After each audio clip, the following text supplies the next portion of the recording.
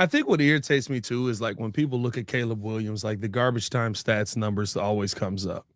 And what Why? it well, I mean, because he didn't win.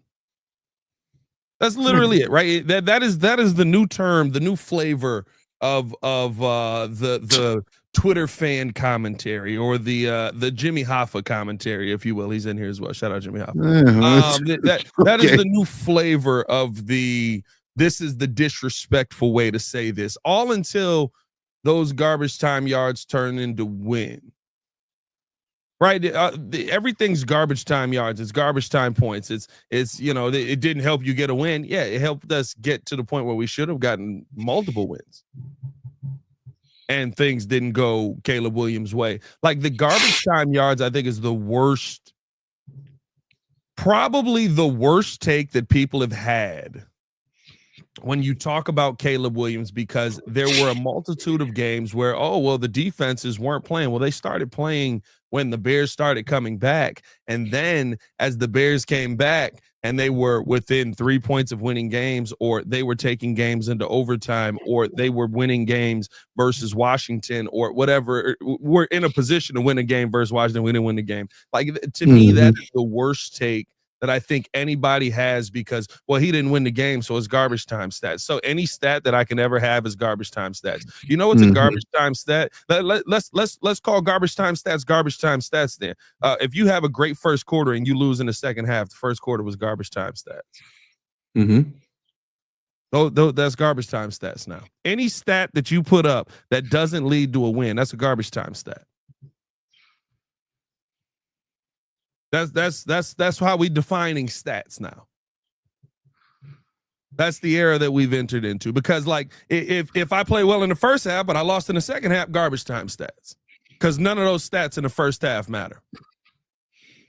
You know what I mean? Like to me, the if you're losing but you bring your team back, when did all of a sudden that become garbage time stats? So every stat that Josh Allen has come back with, where he's led his team back, that's all garbage time stats, because they were down in the first half. You know what I mean? Like that to me, like the trying to slight what we saw from a young quarterback in his rookie year, in a situation of chaos, in a situation of one of the worst offensive lines that we've possibly seen. Yeah. In a situation of one of the worst head coaching malpractices we've seen on a consistent basis. In a situation of one of the worst offensive staffs we've seen handling of a young quarterback. None of those numbers that Caleb Williams put up in his rookie year matter. And you know what's always funny about that is nobody says that when you're 5 years into someone's career. Nobody looks back at the rookie season and goes, oh, 3,500 yards, 20 touchdowns, 6 interceptions. Wow, I wonder how many of those were garbage time stats. That's a dumb statement. Very, very hot today. Very. It irritates me, because it's like anytime somebody brings up, like I saw a couple of videos talking about this, even under Caleb or even under Cowherd's video talking about this. You know what I mean? Like any situation where it's like, well, Caleb had a pretty good rookie season, one of the better rookie seasons of a rookie, outside of the fact that he died every day. All the comments, well, these were all garbage time stats. Oh, okay. Well, I'm looking, and you mentioned the word. You mentioned, in different situations, what does it look like? I'm going back to his rookie season, and I'm breaking it down by quarters, and specifically the fourth quarter, when we saw a lot of times the Bears being in games, because there were a lot of times where they lost at the last second, or they were behind by less than a touchdown or by a field goal. And when it came time for Caleb Williams to drive the team down the field, he did just so. We've talked about this over and over and over again, where he has put them in a position to win. I'm not understanding what the issue is with that, but here's the fourth quarter stats: 116 for 180, over 64%, through 1,100 yards, 6.2 yards per throw average. He had 10 touchdowns and 2 interceptions. Specifically, fourth quarter within 7, He has a touchdown and an interception, but same very good throwing percentage of 40 for 65. And so when it comes time for Caleb to actually do his job, more than likely he does his job, despite the chaos, despite play callers not knowing what they're supposed to be calling, and despite the head coach not knowing time management and not knowing when to call a timeout and when to, make the right play and trust his quarterback and give his quarterback more control. Because we heard Caleb say, "Hey, I didn't want to ruffle feathers. I wasn't, I'm not calling timeouts. Even though he had the power to, I'm a rookie." So going through all of those things, you can't sit here and just throw it, the lazy label of garbage time stats at it. I think that's a very lazy take, and of course we know that's usually coming from the outsiders, those that are not Bears fans more than not. But again, it's a lot of so-called Bears fans that they got this take as well. Like it's a weird world to live in, bro. It's a weird world that we living in where like how I grew up, and listen, maybe I'm different. I grew up, you got my colors on, you got my jersey on, I got your back. Oh, same.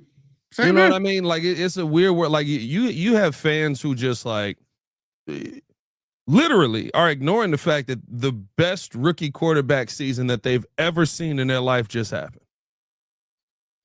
Ever.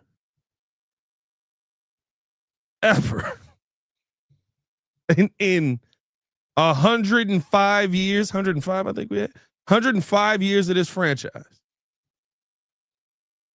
You just saw the best rookie quarterback season ever.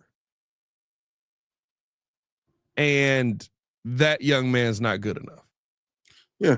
And Ezra, I hear you. Glossing over Caleb Williams, air-mailing receivers, causing them to lose games. Did that happen in crunch time? That happened throughout the games. I agree. There were times where Caleb was not on the same page as DJ Moore in routes, and DJ Moore's taking off his helmet puffing. See, look who you're arguing with.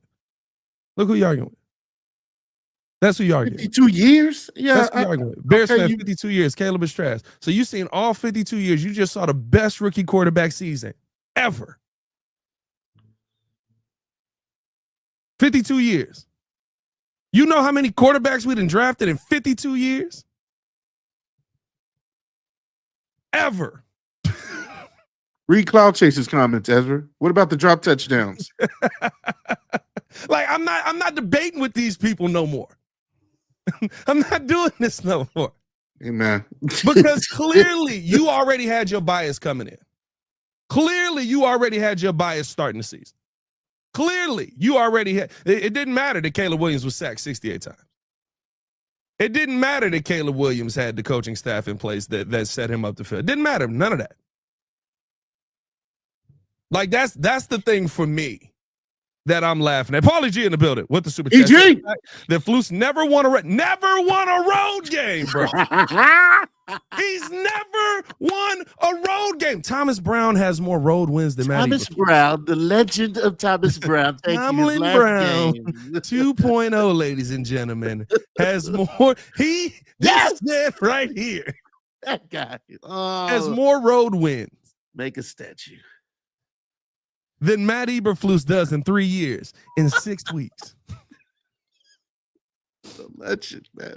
The fact that Flus never won a road game tells you everything you need to know. Taylor was playing with one hand tied behind his back and the other hand tied to his ankle. Like, it's just like it's one of those things for me, bro, where it's like I'm just to a point where if you can't see, and here's the thing, these are the same arguments that I've been having on the quarterback position forever.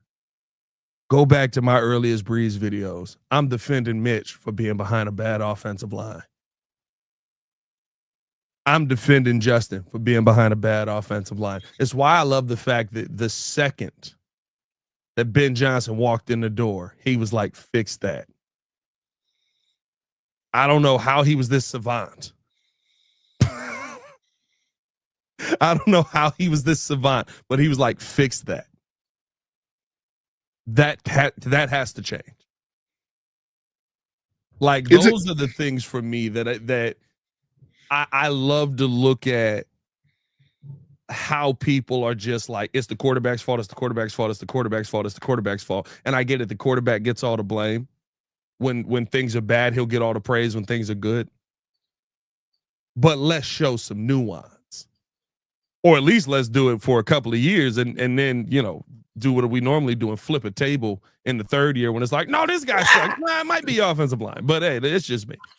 Look, there needs to be a balance. Like level heads need to prevail, because I understand if you've been a Bears fan and you've seen this kind of fall off the rails over and over and over again, you can get PTSD. You can say, oh, well, you know what? It's the quarterback again, because you've never seen a quarterback succeed consistently to the point where he's become the franchise. He's become the generational guy. He's become the superstar. And now that we have what everybody thinks is the superstar, you're expecting greatness right from the jump.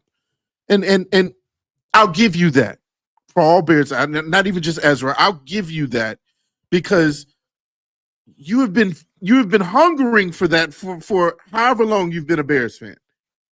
But again, football is a team sport, right? I mean, is that obvious? That every other position will also impact what the quarterback play is like as well. Quarterbacks, I mean, Caleb is running around, for his life out there in his rookie season. Ball. Oh, look at that. And it's not even Caleb with the ball, but look how frightened he is. It looks like he said, ooh. Ross is frightened. Look at it.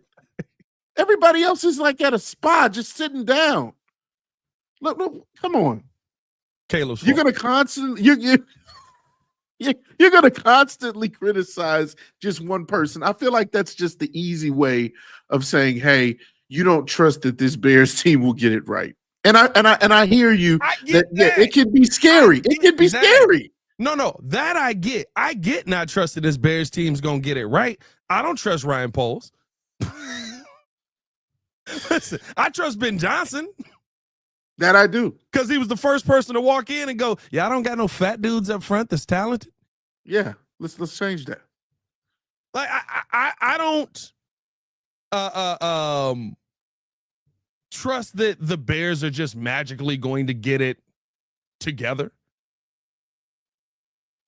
But I am going to come to the defense of the players on my team if there's a defense to be had. By the way, this is not a doctored picture. This is a real image that happened multiple times during the season. Braxton Jones is making an R&B album right now. He's in the rain with Usher. Eating cherries. Like those are the things. And my history is long with this. Y'all can go back to every quarterback ever. Like it's not even seeing him through Bears colored glasses. It's literally just saying this is what's happening. Bears glasses are normal. A little thick, but normal. Oh. Hey, man, appreciate y'all for tuning in, showing love. Hit that like button, subscribe to the page. We're going to take a quick ad break. I do want to talk about what Colin Cowherd had to say about the Bears, what he expects from the Chicago Bears this season coming up next. But first, got to give you a little ad read from our folks over at Factor.